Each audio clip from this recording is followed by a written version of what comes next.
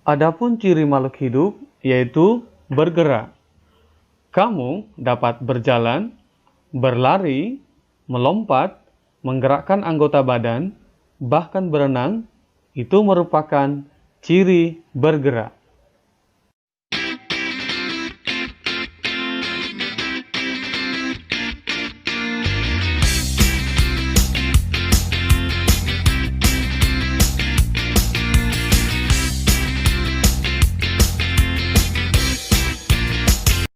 Halo adik-adik, apa kabar kalian semuanya? Mudah-mudahan sehat semua ya. Ketemu lagi dengan Guru Berto. Kali ini kita akan mempelajari materi ciri-ciri makhluk hidup kelas 7 SMP. Tapi sebelumnya bagi yang belum bergabung, yuk di-subscribe channel Guru Berto, lalu share dan like videonya. Yuk kita mulai belajarnya. Pertama-tama, Guru Berto akan menyampaikan tujuan pembelajaran. Tujuan pembelajaran kita kali ini adalah, setelah menonton video ini, kalian akan bisa menjelaskan ciri-ciri makhluk hidup. Ya, adapun ciri-ciri makhluk hidup yakni bergerak. Kamu dapat berjalan, berlari, menggerakkan anggota badan, bahkan berenang, itu merupakan ciri bergerak. Makhluk hidup, hewan dan manusia, dikatakan melakukan gerak aktif. Tubuh dapat melakukan aktivitas karena memiliki sistem gerak. Misalnya gerak pada hewan, berlari dengan kaki, berenang dengan sirip, terbang dengan sayap. Ada yang melompat, menggerakkan tangan, dan sebagainya. Pada tumbuhan, melakukan gerak pasif. Tubuh yang bergerak hanya sebagian atau seluruh bagian tubuh yang disebabkan adanya rangsangan. Misalnya, gerak tumbuhan menuju sumber cahaya. Selanjutnya, berkembang biak atau reproduksi. Kemampuan makhluk hidup untuk memperoleh keturunan kita sebut sebagai reproduksi atau berkembang biak, yang bertujuan untuk melestarikan keturunannya agar tidak punah. Reproduksi dibagi menjadi dua secara aseksual dan seksual.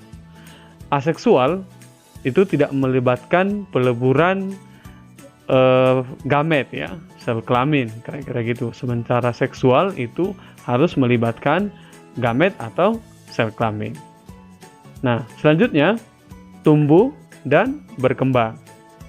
Tumbuh kita definisikan sebagai proses pertambahan ukuran atau volume makhluk hidup karena jumlah dan ukuran sel terus bertambah. Sementara berkembang merupakan proses menuju kedewasaan ditandai dengan berfungsinya organ reproduksi. Nah, kita bisa lihat metamorfosis pada katak ya, mulai dari telur sampai menjadi katak dewasa. Oke, selanjutnya adalah peka terhadap rangsang atau memiliki sensitivitas yang kita sebut sebagai iritabilitas. Iritabilitas merupakan kemampuan makhluk hidup untuk menanggapi rangsang. Hewan dan manusia dilengkapi dengan alat indera, ya. Sementara pada tumbuhan, peka terhadap rangsang menghasilkan gerak pada tumbuhan. Oke. Nah, selanjutnya adalah bernapas atau respirasi. Bernapas adalah proses pengambilan oksigen dan mengeluarkan karbon dioksida serta uap air dari dalam tubuh. Oksigen yang diambil digunakan untuk proses pembakaran sari-sari makanan di dalam tubuh. Mamalia, aves, reptilia, dan amfibi bernapas dengan menggunakan paru-paru. Ikan bernapas menggunakan insang, sedangkan tumbuhan bernapas menggunakan stomata dan lentisel.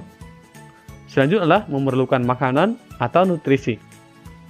Makhluk hidup membutuhkan makanan untuk mendapatkan energi yang digunakan untuk beraktivitas. Berdasarkan cara makhluk hidup untuk mendapatkan makanannya, makhluk hidup dibagi menjadi dua, yaitu organisme autotrof dan organisme heterotrof. Organisme autotrof adalah organisme yang dapat mengubah bahan anorganik menjadi organik, dapat membuat makanan sendiri dengan bantuan energi seperti energi matahari dan kimia. Contoh, tumbuhan hijau yang melakukan fotosintesis. sementara organisme heterotrof adalah organisme yang membutuhkan senyawa organik di mana karbon diekstrak untuk pertumbuhannya. Contoh, hewan dan manusia. Organisme heterotrof mendapatkan kebutuhan makanannya atau nutrisinya dari organisme autotrof. Oke. Nah, selanjutnya adalah mengeluarkan zat siksa yang kita sebut sebagai ekskresi. Ekskresi adalah proses pengeluaran zat-zat sisa metabolisme yang tidak dimanfaatkan oleh tubuh. Alat ekskresi pada hewan misalnya nephridia pada cacing, ginjal pada manusia, dan sebagainya. Nah, selanjutnya adalah adaptasi. Kemampuan makhluk hidup untuk menyesuaikan diri dengan lingkungannya kita sebut sebagai adaptasi. Adaptasi ini bertujuan untuk menghindarkan diri dari pengaruh lingkungan yang buruk. Nah, misalkan paus mamalia yang tinggal dalam air sesekali akan naik ke permukaan air. Oke, untuk menghirup oksigen ya. Dia beradaptasi ya dengan jumlah oksigen dalam air yang sedikit, maka dia harus muncul ke permukaan untuk mendapatkan oksigen. Nah, baik, itu saja penjelasan Guru Berto tentang ciri-ciri makhluk hidup. Ya. Nah, jika video ini bermanfaat, silahkan like, share video-video dari Guru Berto. Oke, terima kasih, itu saja.